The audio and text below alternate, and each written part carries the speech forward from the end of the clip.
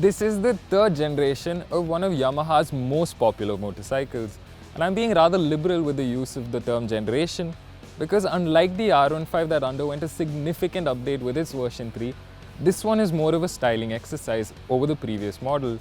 But anyways, let's take a look at what's new. The FZ has always been a muscular motorcycle, but this new iteration of the bike is certainly the beefiest in appearance. That's largely because of the wide tank and the extensions below it that cover the front of the engine. Yamaha has also added these air intake like vents to the front of the tank. Obviously, they're only a cosmetic add-on, but it does give the bike a touch of uniqueness, especially on the FZS that gets a chrome trim around it. The FZS also gets a belly pan, and the two are essentially the only differentiating components from the standard model. This new iteration of the bike also gets a differently styled exhaust, a new single-piece grab rail, and a negative LCD display. While it does give the bike a slightly premium touch, it's still rather basic with the information it provides. It features a speedometer, tachometer, odo, and clock, but misses out on a gear position indicator. The updates don't end there. The FZ is a sporty commuter and a great one at that. It's one of the most practical options there is for a bike that does the job of a commuter while offering much better style and performance. This new iteration of the bike also comes with some changes that improve on the practicality of the bike. Courtesy of a single seat design, the rider and pillion now have much more room than what was earlier on offer. However, while it's not something that will bother you over a short commute, over longer stints we did find that the seat was a bit towards the harder side.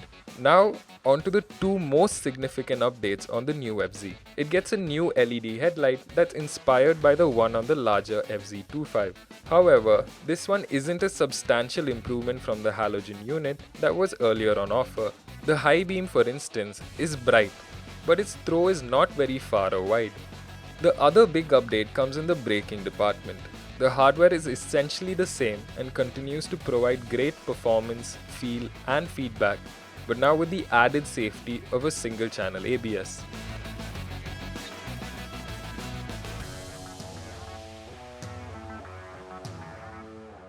Now that we've covered the practicality of the bike, let's talk about how it rides. Powering the new FZ is the same engine as the one on the older model, and this left a lot of us disappointed when the bike was launched. However, what the FZ always had going for it was that it was one of the best handling motorcycles in the segment, and since this one uses about the same suspension and chassis as the older bike, it should be just as nimble, right? Absolutely. The handlebars on the FZ have also been raised a bit, and this not only has you sitting a little more upright, it also gives you more leverage while turning.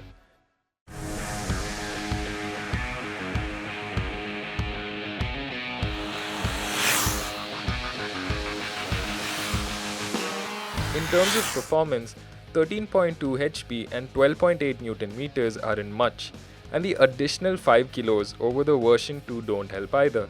None of these numbers bothered me much in the city because the FZ continues to be an enjoyable motorcycle. The engine revs smoothly till about 6000 RPM, and that's more than sufficient from stoplight to stoplight or while filtering through traffic. It's one of the least powerful motorcycles in its segment, but the sweet handling compensates for what it lacks in acceleration or top speed. Nevertheless, there's no escaping that this is not a quick motorcycle. We ran the FZ through our standard testing process, and it was capable of a 0 to 60 time of 5.63 seconds, while 100 km per hour took 19.11 seconds. For reference, the TVS Apache RTR 160 4V managed the 0 to 100 sprint a whole 5 seconds faster. Fuel efficiency on the other hand is decent but not outstanding, and we achieved 46.4 kpl on the highway and 40.1 kpl in the city. The new FZ offers an experience like before while being a bit more practical and better equipped. And as much as we'd have liked to see a bump in performance, it seems like Yamaha has decided to follow a different route yet again. At the end of the day, there's not much new that this bike brings to the table.